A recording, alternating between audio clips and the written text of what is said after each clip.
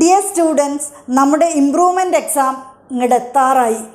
December 3rd വീക്കിൻ്റെ ബിഗിനിങ്ങിൽ നമ്മുടെ improvement exam start ചെയ്യുകയാണ്. അപ്പോൾ നമുക്ക് പലവിധ ടെൻഷൻസ് ഉണ്ട്. A+ കിട്ടാത്തവർക്ക് A+ ആക്കണം. ഫുൾ സ്കോർ 80 ഔട്ട് ഓഫ് 80 കിട്ടാത്തവർക്ക് അത് ഫുൾ സ്കോറാക്കി മാറ്റണം. പാസ്സാവാത്തവർക്ക് പാസ്സാവണം. അങ്ങനെ നമ്മൾ പല ടെൻഷൻസിൽ കൂടിയാണ് നിങ്ങൾ ഓരോരുത്തരും മുന്നോട്ട് നീങ്ങുന്നത്. അപ്പോൾ നിങ്ങൾക്ക് അതൊന്ന് ഈസി ആക്കി തരാൻ വേണ്ടിയിട്ട്, നിങ്ങളുടെ ടെൻഷൻസ് ഒന്ന് കുറയ്ക്കാൻ വേണ്ടിയിട്ട് ഞാൻ മെൻറ്റർ കണക്റ്റിലൂടെ ഇന്ന് നിങ്ങൾക്ക് ക്വസ്റ്റ്യൻ പേപ്പർ ഡിസ്കഷൻ സെഷൻസാണ് വയ്ക്കുന്നത്. അതായത് കഴിഞ്ഞ വർഷങ്ങളായിട്ട് ചോദിച്ചു കൊണ്ടിരിക്കുന്ന ക്വസ്റ്റ്യൻസിൻ്റെ ഒക്കെ തന്നെയും ആൻസേഴ്സും ക്വസ്റ്റ്യൻ പേപ്പറിനെ എങ്ങനെ നമ്മൾ ഹാൻഡിൽ ചെയ്യണം, എങ്ങനെ നമ്മൾ അസസ് ചെയ്യണം എന്നുള്ള കാര്യങ്ങളും പറഞ്ഞുകൊണ്ടുള്ള ക്വസ്റ്റ്യൻസിനെ പരിചയപ്പെടുത്തുന്ന ഒരു സെഷനാണ് നമ്മൾ ഇതിൽ കൂടെ ഉദ്ദേശിക്കുന്നത്. അപ്പോൾ പരിചയമുള്ള ക്വസ്റ്റ്യൻസ് എക്സാമിന് സ്ഥിരം ചോദിച്ചാലോ, അല്ലെങ്കിൽ നിങ്ങൾ അറ്റംപ്റ്റ് ചെയ്യുന്ന സമയത്ത് ഫുൾ നിങ്ങൾക്ക് പരിചയമുള്ള ക്വസ്റ്റ്യൻസ് ആണെങ്കിലോ വളരെ ഹാപ്പി ആയിരിക്കും. പെട്ടെന്ന് തന്നെ നമ്മൾക്ക് ചടുപുടെ എക്സാം എഴുതാനും പറ്റും, അല്ലേ? അപ്പോൾ അതിന് വേണ്ടിയിട്ടുള്ള പുതിയ ടെക്നിക്കുമായിട്ടാണ് മെൻറ്റർ കണക്റ്റ് നിങ്ങളുടെ അടുത്തേക്ക് എത്തുന്നത്. ഈ ചാപ്റ്റർ വൈസ് അനാലിസിസ് എന്തുകൊണ്ട് നടത്തിയില്ല എന്ന് വിചാരിച്ചിട്ടുണ്ടെങ്കിൽ, നിങ്ങൾക്കറിയാം കഴിഞ്ഞൊരു വർഷമായിട്ട് നിങ്ങൾ പഠിച്ചുകൊണ്ടിരുന്നതാണ്. കോവിഡ് സമയത്തൊക്കെ തന്നെയും നിങ്ങൾ പഠിച്ചുകൊണ്ടിരുന്നതാണ്. അപ്പോൾ ചാപ്റ്റേഴ്സൊക്കെ തന്നെയും നിങ്ങൾക്ക് വളരെ ക്ലിയറാണ് എന്നുള്ളതാണ് ഞാൻ മനസ്സിലാക്കുന്നത്. ക്വസ്റ്റ്യൻസിനെയാണ് നിങ്ങൾക്കൊന്ന് പരിചയപ്പെടേണ്ടതായിട്ടുള്ളത്. ഈ ക്വസ്റ്റ്യൻ പേപ്പർ അനാലിസിസിന് ശേഷം, ഡിസ്കഷന് ശേഷം, അഥവാ നിങ്ങൾക്ക് ഇത് പോരാ, ചാപ്റ്ററിനെ വേണമെന്നുണ്ടെങ്കിൽ നിങ്ങൾ കമൻറ്റ് ബോക്സിൽ രേഖപ്പെടുത്തിയാൽ മതി. അതനുസരിച്ച് നമ്മൾക്ക് മുന്നോട്ട് പോകാം. അപ്പോൾ ആദ്യത്തെ കുറച്ച് സെഷൻസ് നമ്മൾ ഇന്ത്യൻ ഇക്കോണമിയിലെ സ്ഥിരമായിട്ട് ചോദിക്കുന്ന ചോദ്യങ്ങളും അതിനുശേഷം നമ്മൾക്ക് സ്റ്റാറ്റിസ്റ്റിക്സിനെ അപ്രോച്ച് ചെയ്യുകയും ചെയ്യാം. Okay, so let's start. First question നോക്കൂ. ഫസ്റ്റ് ക്വസ്റ്റ്യൻ നമ്മുടെ ക്വസ്റ്റ്യൻ പേപ്പറിലെ ആദ്യത്തെ സെഷൻ എന്ന് പറയുന്നത് 1 word ക്വസ്റ്റ്യൻസ് ആണ്. 1 തൊട്ട് 12 വരെയുള്ള ക്വസ്റ്റ്യൻസും 1 word ക്വസ്റ്റ്യൻസ് ആണ്. അതിൽ നമ്മൾക്ക് 10 ക്വസ്റ്റ്യൻസ് ആൻസർ ചെയ്താൽ നമ്മൾ 10 മാർക്കാണ് നമ്മൾക്കുള്ളത്. 2 എണ്ണം എന്ന് പറയുന്നത് ഓപ്ഷൻസാണ്. നിങ്ങൾക്ക് വേണമെങ്കിൽ 12 എണ്ണവും ചെയ്യാം. എന്നിട്ട്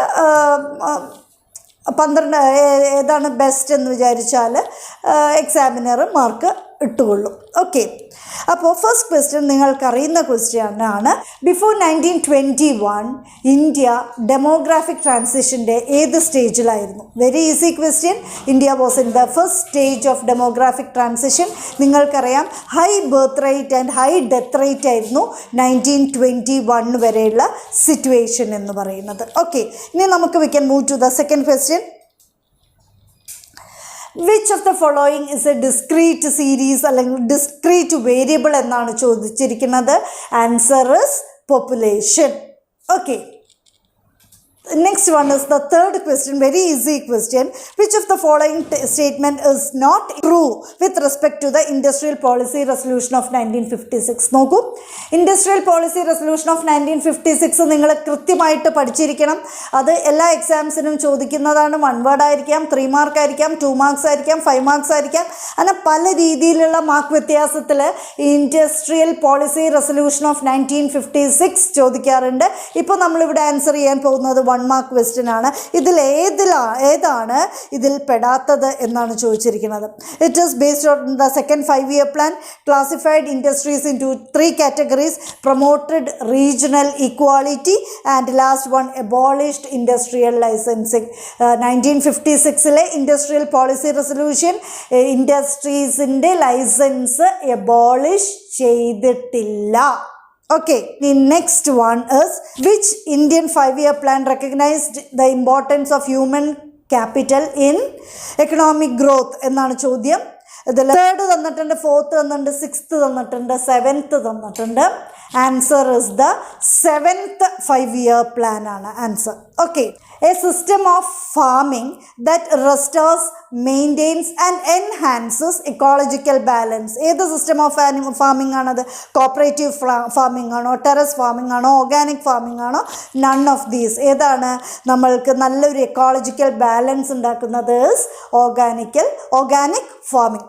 Next one is which of the following indicates the worker population ratio? Answer is workers by number of workers by population into 100. Okay. Dominant source of electricity in India is the thermal power. The electricity is the thermal source ആണ്. ഏറ്റവും കൂടുതൽ നമ്മൾ electricity thermal sourceൽ നിന്നാണ് നമ്മൾ നമുക്ക് ലഭിക്കുന്നത്. Okay, example for social infrastructure ഏതാണ്? നമുക്കറിയാം infrastructure is classified into social ഇൻഫ്രാസ്ട്രക്ചറും എക്കണോമിക് ഇൻഫ്രാസ്ട്രക്ചറും. അപ്പോൾ സോഷ്യൽ ഇൻഫ്രാസ്ട്രക്ചറിൽ ഏതാണ് പെടുന്നത് എന്നാണ് ചോദിച്ചിരിക്കുന്നത്. റോഡ്സ് എന്ന് പറയുന്നത് എക്കണോമിക് ഇൻഫ്രാസ്ട്രക്ചറാണ്. പോർട്സ് എന്ന് പറയുന്നത് എക്കണോമിക് ഇൻഫ്രാസ്ട്രക്ചറാണ്.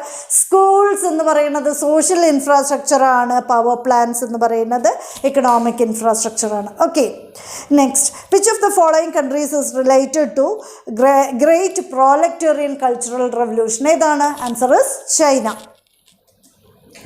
ഇനി ആൻസർ ദ ക്വസ്റ്റ്യൻ. അടുത്ത ക്വസ്റ്റ്യൻ ആൻസർ എനി 5 ക്വസ്റ്റ്യൻസ് ആണ്.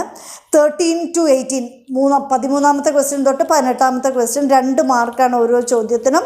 ആദ്യത്തെ ചോദ്യം എന്ന് പറയുന്നത് identify any 2 reasons for the stagnation of Indian agriculture during the colonial period.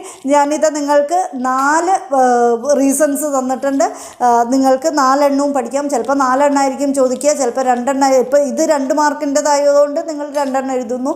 ചിലപ്പോൾ ഇത് 5 മാർക്കിന് ചോദിക്കാറുണ്ട്, 3 മാർക്കിന് ചോദിക്കാറുണ്ട്. അപ്പോൾ എല്ലാ പോയിൻറ്റ്സും നിങ്ങൾക്ക് കൃത്യമായിട്ട് അറിഞ്ഞിരിക്കണം. First one is exploitative land settlement സിസ്റ്റമാണ്, നിങ്ങൾ പഠിച്ചതാണ്. രണ്ടാമത്തത് ലോ ലെവൽ ഓഫ് ടെക്നോളജിയാണ്.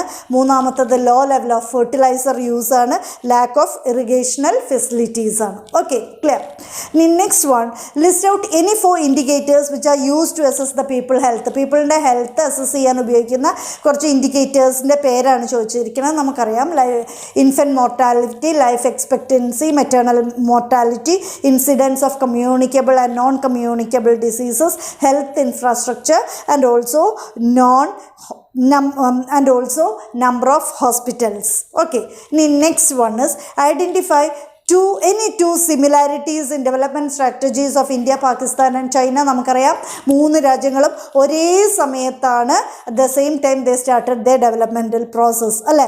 ഇനി രണ്ടാമത്തത് 5-year plans were introduced in these 3 countries almost ഒരു സെയിം സമയത്ത് തന്നെയായിരുന്നു ഇൻട്രൊഡ്യൂസ് ചെയ്തിട്ടുണ്ടായിരുന്നത്. അതിൻ്റെ വർഷം നിങ്ങൾ പഠിച്ചിരിക്കണം. Similar economic growth and per capita growth prevailed in 3 countries. ഇനി last one started new economic policy in India and Pakistan almost in the same year. ചൈനയ്ക്ക് മാത്രമേ കുറച്ച് വ്യത്യാസമുള്ളൂ അതിൻ്റെ ന്യൂ ഇക്കണോമിക് പോളിസീൻ്റെ ഇയറിന്. Okay, list any 3 argument in favour of and against green revolution. Green റെവല്യൂഷനെ favour ചെയ്തിട്ടും എഗെയിൻസ്റ്റ് ആയിട്ടുള്ള കുറച്ച് ആർഗ്യുമെൻറ്റ്സ് ആണ് പറയുന്നത്. ഫേവർ ചെയ്തിട്ട് എന്താണ്? നമുക്ക് first one self sufficiency in food grains.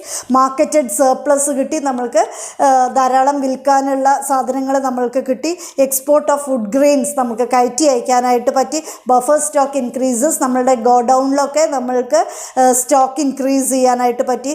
Reduce the dependency on import of food grains, നമ്മൾക്ക് ഫുഡ് ഗ്രെയിൻസിനെ ഇമ്പോർട്ട് ചെയ്യേണ്ടത് ഡിപ്പെൻഡ് ചെയ്യേണ്ട അവസ്ഥ കുറഞ്ഞു വന്നു. Okay, so these are the merits of green revolution. ഇനി അതിൻ്റെ ഡിഫക്ട്സ് എന്താണ്, എഗെയിൻസ്റ്റ് എന്താണ് എന്ന് നോക്കാം. Increase the disparity between the rich and the poor. പണക്കാരനും പാവപ്പെട്ടവനും തമ്മിലുള്ള ഡിസ്പാരിറ്റി ഗ്യാപ്പ് ഇൻക്രീസ് ചെയ്തു. ബർഡൻ ഓഫ് സബ്സിഡി അത് കുറച്ച് കൂടുതലായിരുന്നു. Attack of pests on HYV seeds, ഭയങ്കരമായിട്ട് പെറ്റ്സ് വന്നിട്ട് ഈ കൃഷികളൊക്കെ തന്നെയും നശിപ്പിച്ചു. ഇനി ഇൻക്രീസ്ഡ് യൂസ് ഓഫ് ഫെർട്ടിലൈസേഴ്സ് നമ്മൾ ഗ്രീൻ റെവല്യൂഷൻ ഭാഗമായിട്ട് ധാരാളം യൂസ് ചെയ്യാനായിട്ട് തുടങ്ങി. Okay, these are against points against. ഇനി അടുത്ത ക്വസ്റ്റ്യനിലേക്ക് പോവുകയാണ്. Briefly explain the liberalization policy introduced in the new economic policy of 1991. നമ്മളുടെ ന്യൂ ലിബറലൈസേഷൻ പോളിസിയാണ് ചോദിക്കുന്നത്. അത് ഏത് സെക്ടറിലാണ് ചോദിച്ചിരിക്കുന്നത്? ഇൻഡസ്ട്രിയൽ സെക്ടറിലാണ് ചോദിച്ചിരിക്കുന്നത്. നമുക്കറിയാം new economic policy was introduced in the year 1991. എന്തൊക്കെയായിരുന്നു ഇൻഡസ്ട്രിയിൽ വന്നിട്ടുള്ള ലിബറലൈസേഷൻ പോളിസികൾ? First one is deregulation of industrial sector. അത്രയും കാലം ഇൻഡസ്ട്രീസിനെ കൺട്രോൾ ചെയ്തിരുന്ന, റെഗുലേറ്റ് ചെയ്തിരുന്നത് അത് വേണ്ട എന്ന് വെച്ചു. Dereservation of industries. ആകെ 3 സെക്ടേഴ്സിൽ മാത്രമേ പിന്നീട് ഇൻഡസ്ട്രീസിനെ റിസർവ് ചെയ്തിട്ടുണ്ടായിരുന്നുള്ളൂ. ഏതൊക്കെയാണ്? For public sector, defence and atomic energy. Okay. ഇനി അടുത്തത് എബോളിഷ്ഡ് ഇൻഡസ്ട്രിയൽ ലൈസൻസിങ് വേണ്ട എന്ന് വെച്ചു. Dereservation of small scale industrial units, SSI products, abolished of fixed price. These are the changes that has been brought in industrial sector as a result of liberalization policy. Okay, next one. Critically evaluate the poverty alleviation programs in India. Anti-poverty programs 3 ഉണ്ട്. That is self-employment program ഉണ്ട്, wage employment program ഉണ്ട്, and also social security programs ഉണ്ട്. ഇതിൽ 3 പെടുന്നത് നിങ്ങൾ കൃത്യമായിട്ട് പഠിച്ചിരിക്കണം. ഞാൻ നിങ്ങൾക്ക് കൃത്യമായിട്ട് പോയിൻ്റായിട്ട് തന്നെ തരുന്നുണ്ട്. അത് കൃത്യമായിട്ട് 3 ഉള്ളത് പഠിച്ചിരിക്കണം. First one self employment program, നമുക്കറിയാം REGP. രണ്ടാമത്തത് PMRY. മൂന്നാമത്തത് SGSRY.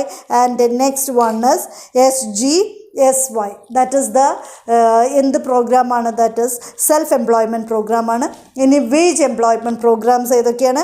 National food for work programme, Sampoorna Gram Rozgar Yojana, national rural employment guarantee programme. These comes under the wage employment programmes. And മൂന്നാമത്തത് is the social security measures. ഏതൊക്കെയാണ്?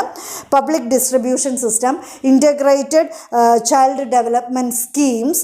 And next one is mid meal schemes. ഇത് ഈ കളിയിലുള്ളത് ഓരോന്നും നിങ്ങൾ പഠിച്ചിരിക്കണം, clear ആയിരിക്കണം. അപ്പോൾ നിങ്ങൾക്ക് അവിടെ 1 മാർക്കും പോകാനില്ല.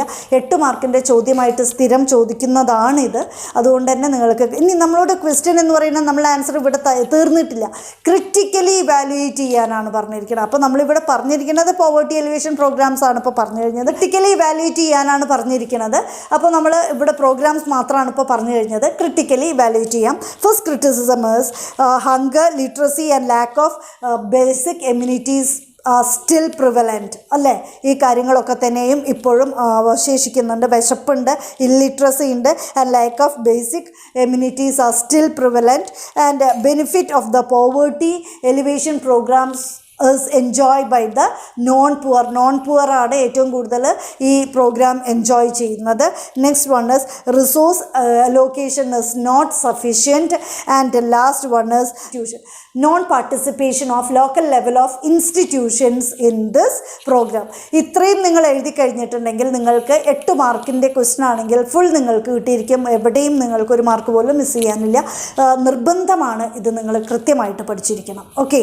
ഇനി അടുത്തത് വളരെ ഈസി ക്വസ്റ്റൻ ആണ്. Find 2 example each for categories of self employed. സെൽഫ് എംപ്ലോയിഡിൻ്റെ എക്സാമ്പിൾ പറയും. Lawyer, goldsmith. ഇനി അടുത്തത് റെഗുലർ സാലറീഡ് ആയിട്ടുള്ള ആൾക്കാരുടെ പേര് പറയൂ. The teachers, engineers, government employees etcetera are the regular salaried people. And മൂന്നാമത്തത് കാഷ്വൽ വേജ് വർക്കേഴ്സ് പറയൂ. Farmers, construction workers etcetera are the casual workers. Okay, clear. ഇനി നമുക്ക് നെക്സ്റ്റ് ക്വസ്റ്റ്യനിലേക്ക് പോവാം. That is answer 4 questions each. 4 മാർക്കിൻ്റെ questions ആണുള്ളത്. 4 question ആണ് നമ്മൾക്ക് ആൻസർ ചെയ്യേണ്ടതായിട്ടുള്ളത്. Answer any 4 questions from 26 to 30. 4 questions ആണ് ആൻസർ ചെയ്യേണ്ടത്. 4 മാർക്കാണുള്ളത്. അപ്പോൾ ആദ്യത്തെ ക്വസ്റ്റ്യൻ എന്ന് പറയുന്നത് explain any 4 important sources of human capital formation. ഇത് വളരെ ഇമ്പോർട്ടൻറ്റ് ക്വസ്റ്റ്യൻ ആണ്. നമുക്ക് പല മാർക്കുകളായിട്ട് 3 മാർക്കിന്, അതേപോലെ 4 മാർക്കിന്, 5 മാർക്കിനൊക്കെ തന്നെയും ഈ ക്വസ്റ്റ്യൻസ് വരാറുണ്ട്. എല്ലാ പോയിൻറ്റ്സും കൃത്യമായിട്ട് ഇവിടെ തന്നിട്ടുണ്ട്. Sources of human capital formation എന്ന് പറയുന്നത് എഡ്യൂക്കേഷനാണ്, ഹെൽത്ത് കെയർ ഉണ്ട്, on job training and migration, information, ഇതെല്ലാമാണ്. എല്ലാതും ഡീറ്റെയിൽഡായിട്ട് എക്സ്പ്ലെയിൻഡ്. അപ്പോൾ നിങ്ങളിത് വായിച്ചു നോക്കുക, നിങ്ങൾക്ക് കൃത്യമായിട്ട് മനസ്സിലാവും. Okay. Analyze the measures initiated by the government of India to improve the rural credit system in India. At the time of independence, farmers had to borrow heavily from moneylenders in order to meet the expenditure on seeds and fertilizers. As a result, they introduced banking, social banking, multi-agency approach in 1969. നമുക്കറിയാം 14 banks were nationalized in 1969. NABARD was set up in 1982 as an apex to coordinate all institutions in the field of rural credit. അതേപോലെ വേറെയും പല sources of credit ഉണ്ടായിരുന്നു. നമുക്കറിയാം commercial banks, RRBs, cooperative banks, land development bank, self help group. നോക്കൂ, ഈ self help group നിങ്ങൾക്ക് പല സമയങ്ങളിലും 2 മാർക്കിൻ്റെയും 3 മാർക്കിൻ്റെയും ക്വസ്റ്റ്യൻ ആയിട്ടും വരാറുണ്ട്. കുടുംബശ്രീ പോലെയുള്ള പദ്ധതികളെയാണ് സെൽഫ് ഹെൽപ്പ് ഗ്രൂപ്പ് എന്ന് പറയുന്നത്. അവർ മൈക്രോ ക്രെഡിറ്റ് പ്രൊവൈഡ് ചെയ്യുന്നുണ്ട് ആളുകൾക്ക്. It also help for the empowerment of women. Okay. ഇനി അടുത്തത് answer any 2 questions from 31 to 33. 5 മാർക്കാണ്. 2 ക്വസ്റ്റ്യൻസാണ് നമ്മൾ ആൻസർ ചെയ്യാനുള്ളത്. ഇതിൽ നമ്മൾക്ക് സ്ഥിരം ചോദിക്കുന്ന ചോദ്യമാണ് ചോദിച്ചിരിക്കുന്നത്. Outsourcing is an important outcome of globalization process. Write a note on outsourcing. അതിനാണ് 3 മാർക്ക് കൊടുത്തിരിക്കുന്നത്. 5 സ്പ്ലിറ്റ് ചെയ്ത് കൊടുത്തിട്ടുണ്ട് marks. Identify any reasons which made India a good destination of global outsourcing. അതിന് 2 മാർക്കും. അങ്ങനെ മൊത്തം 5 മാർക്കായിട്ടാണ് കൊടുത്തിരിക്കുന്നത്. അപ്പോൾ നമുക്ക് ആൻസർ എങ്ങനെയാണെന്ന് നോക്കാം. Hiring regular service from external sources mostly from other countries. ഇനി എന്താണ് what is the example of ഔട്ട്സോഴ്സിങ്ങിൻ്റെ എക്സാമ്പിൾ എന്തൊക്കെയാണ് പറയൂ? Legal advice, computer service, advertisement, accounting are the examples of outsourcing. ഇനി അത് ആദ്യത്തെ ഭാഗം ഓഫ് ക്വസ്റ്റ്യൻ ആണ്. 3 മാർക്കിൻ്റെ ക്വസ്റ്റ്യൻ ആണ്. എന്താണ് ഔട്ട്സോഴ്സിംഗ് എന്നും അതിനുള്ള എക്സാമ്പിൾസും നമ്മൾ പറയുന്നു. ഇനി രണ്ടാമത്തെ പാർട്ട് ഓഫ് ക്വസ്റ്റ്യൻ ഉണ്ട്. That is India and outsourcing ആണ്. എന്താണത്? ഇന്ത്യ ഇസ് എ ഫേവറേറ്റ്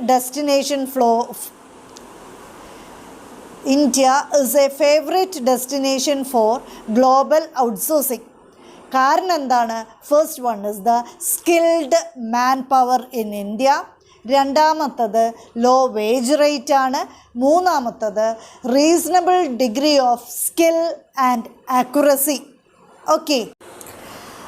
ഇനി നമുക്ക് നെക്സ്റ്റ് ക്വസ്റ്റ്യനിലേക്ക് നോക്കാം. That is define poverty and explain the various causes of poverty in India. അപ്പോൾ നോക്കൂ, A and B ക്വസ്റ്റ്യൻസ് ഉണ്ട്. ഡിഫൈൻ പോവേർട്ടിക്ക് 1 മാർക്കാണ്. Explain the various causes of പോവേർട്ടിക്ക് 4 മാർക്കുമാണ്. അപ്പോൾ 2 ക്വസ്റ്റ്യനും നിങ്ങൾ ആൻസർ ചെയ്യണം. ആൻസർ ചെയ്യാണ്ട് പോവരുത്. ഓക്കെ. ഇനി നമുക്ക് പോവേർട്ടി എന്താണെന്ന് നോക്കാം. പോവേർട്ടി എന്ന് പറയുന്നത് is A state or A condition in which a person or a community lacks the financial resources essentials for the minimum standard of living.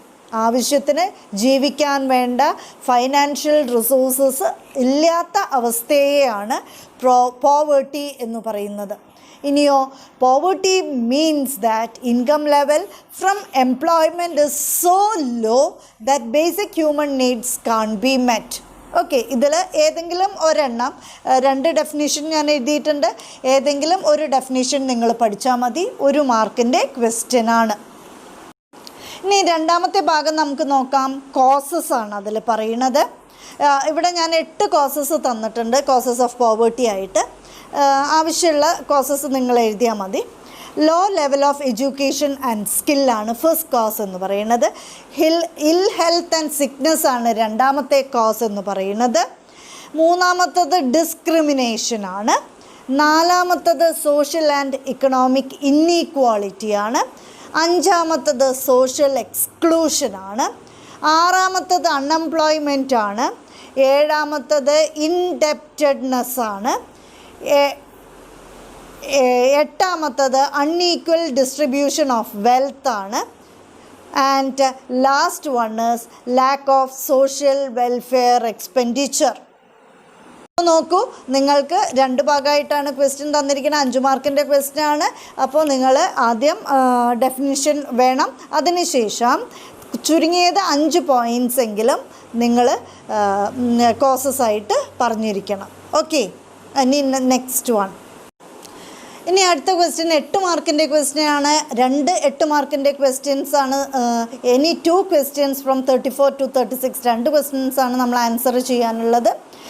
അപ്പം ആദ്യത്തെ question, define sustainable development, explain the various strategies four sustainable development. അപ്പോൾ 2 ഭാഗമായിട്ടാണ് ഈ ക്വസ്റ്റ്യനും തന്നിരിക്കുന്നത്. ആദ്യം എങ്ങനെയാണ് sustainable development define ചെയ്യുക നമുക്ക്? Sustainable development means the development of the present generation without compromising the need of the future generation. Okay, clear ആണല്ലോ? സസ്റ്റൈനബിൾ ഡെവലപ്മെൻറ്റ് എന്ന് പറഞ്ഞാൽ ഇന്നത്തെ ജനറേഷൻ്റെ ഡെവലപ്മെൻറ്റാണ്. എങ്ങനെയാണ് ആ ഡെവലപ്മെൻറ്റ് ഉണ്ടാവേണ്ടത്?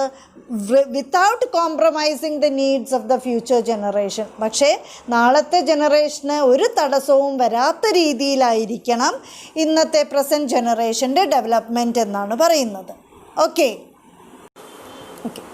ഇനി നമുക്ക് സ്ട്രാറ്റജീസ് ഓഫ് സസ്റ്റൈനബിൾ ഡെവലപ്മെൻറ്റ് നോക്കാം. 8 സ്ട്രാറ്റജീസാണ് ഞാൻ തന്നിട്ടുള്ളത്.